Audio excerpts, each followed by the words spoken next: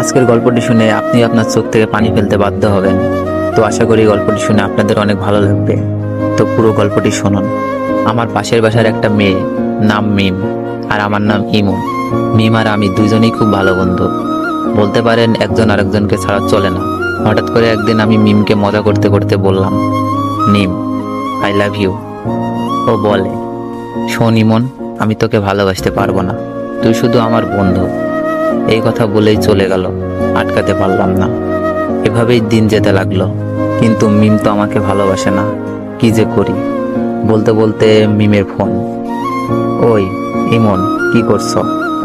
তোর কথাই ভাবছিলাম মিম। চুপ থাক, খাইছস? না, তুই খাইছস মিম? হ্যাঁ খাইছি। তুই এখনই খেয়ে নে, আর মাঠে তাড়াতাড়ি আয়।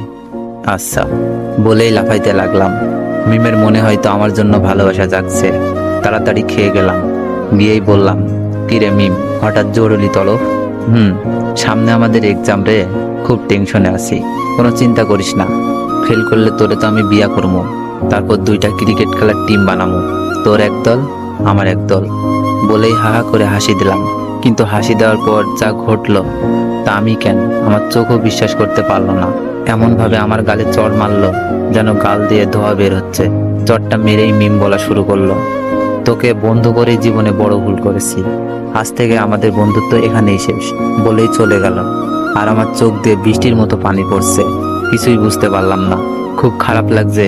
শেষমেশ বন্ধুত্বটাও শেষ। কেমন জানি স্বপ্ন স্বপ্ন লাগছে, তাও কিছুই করার নেই। অশ্রু ভরা চোখ আর বুক ভরা কষ্ট নিয়ে বাসায় আসলাম। এসেই শুয়ে পড়লাম। বালিশটাও ভিজে গেছে। পুরনো স্মৃতিগুলো মনে পড়ছে। প্রতিদিন ওকে ফোন দিয়ে ঘুম পাড়ানো, ঘুম থেকে জাগাতাম। দিনে কমপক্ষে 100 বার ফোন আর মেসেজ তো আছেই। সব স্মৃতিগুলো মনে পড়ছে। আমাদের বন্ধুত্ব শেষ হলেও আমি ঠিক আগের মতোই ফোন দিতাম, মেসেজ দিতাম। মিম খুব বিরক্ত ফিল করত, তারপরও কথা বলতে চাইতাম।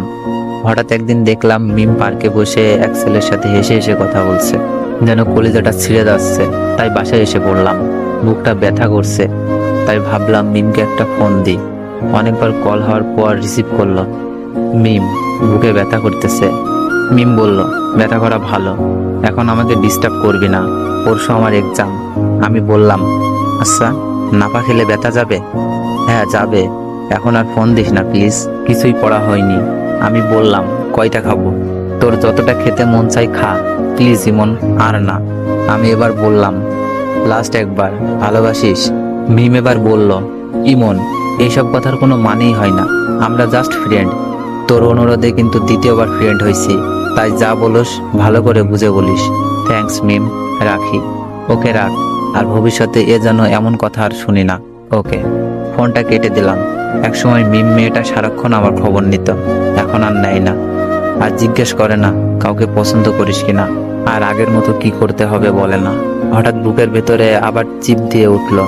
বুকটা চেপে ধরে একটু বিছানায় শুয়ে পড়লাম। খুব কষ্ট হচ্ছে। আবার বিছানা থেকে উঠে আমাকে নাবা খেতে হবে। কয়টা খাবো? মিম তো বলেই দিয়েছে, যতটা ইচ্ছা খেতে পারে। সবগুলো ওষুধ মুখের ভেতরে পুরে ঘুমিয়ে পড়লাম। কাক ডাকা ভরে উঠে পড়ে মিম। মোবাইল চেক করে একটা দীর্ঘশ্বাস ছাড়ে। যাক, আজ আর কোনো মেসেজও নাই, মিস কলও নাই। পড়াই মনোযোগী হই। মিম মন দিয়ে পড়তে থাকে। হঠাৎ মনটা যেন কেমন কেমন করছে। তবুও ভালো, ইমন জ্বালাচ্ছে না।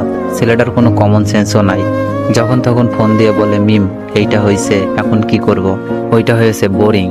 কয়েক ঘন্টা কেটে গেলেও মিমের মোবাইলে আলো জ্বলছে না। হঠাৎ মোবাইলে মেসেজ টোন বেজে উঠল। মিমের কাছে বোরিং হ্যাপি দুইটাই লাগলো। মেসেজ অন করেই হতাশ হয়। রবি সিম কোম্পানির এসএমএস। রবি সিমকে কয়েকশো গালি দেয় সে। ঘড়ির ঘন্টার কাঁটা ক্রমশই বেড়ে চলেছে, কিন্তু একটি বারের জন্য ইমনের মোবাইল থেকে কল আসে না। হঠাৎ মিমের স্মরণ হয় কতদিনের কথা।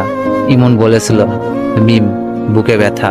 ওর ভুরু যুগল কুঁচকে যায়, মুখটা কালো হয়ে যায়, বুকের ভেতরটা খা খা করে ওঠে। মন থেকে কত রকম ভয় করছে।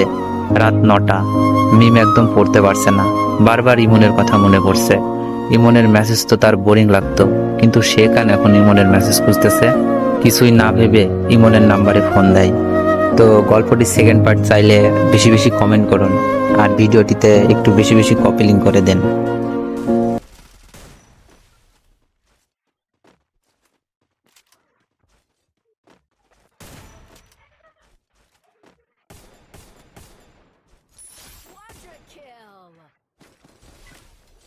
Enemy near me!